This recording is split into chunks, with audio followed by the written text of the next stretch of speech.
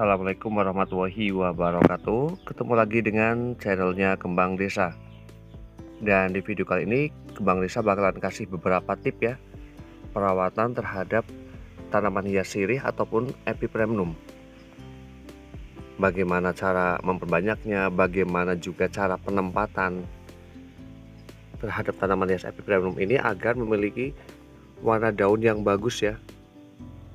Karena penempatan pada tanaman hias epipremnum ini yang berada di tempat teduh ini dan juga yang berada di daerah yang terkena cahaya matahari ya secara langsung seperti itu, ini sangat berbeda sekali. Namun sebelum video saya lanjutkan, harapan saya semoga para pecinta tanaman hias dimanapun berada, semoga pada hari ini dalam keadaan sehat, dalam keadaan bahagia, selalu dilimpahkan rezekinya, dan selalu dalam lindungannya. Amin. Tanaman hias epipremnum ataupun sirih-sirian ini bisa memperbanyak dengan cara stek batang ya. Bisa memotong pada bagian tiap ruas ataupun mata tunas pada bagian batang tanaman hias sirih ini. Dan di sini untuk penempatannya pada tanaman hias epipremnum ini berbeda sekali pada daerah yang berada di sini. Ini secara kebetulan tempatnya ini menghadap ke arah timur dan keadaan daunnya seperti ini, kering dan kusam seperti ini ya. Warna daunnya ini berbeda sekali dengan warna daun pada bagian sisi sebelahnya. Dan ini asupan matahari sangat cukup sekali namun tidak berlebihan pada bagian sisi sebelahnya.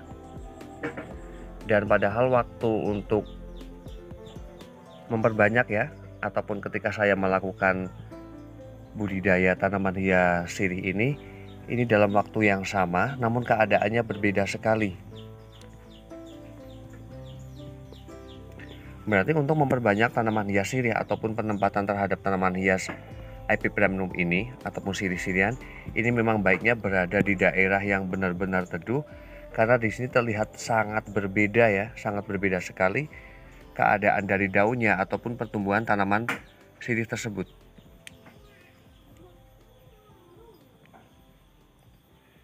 Jadi menurut saya dari pengamatan dan dari hasil yang saya lakukan ini, alangkah baiknya untuk penempatan terhadap tanaman hias sirih ini berada di daerah yang teduh namun tetap terpapar dengan cahaya matahari.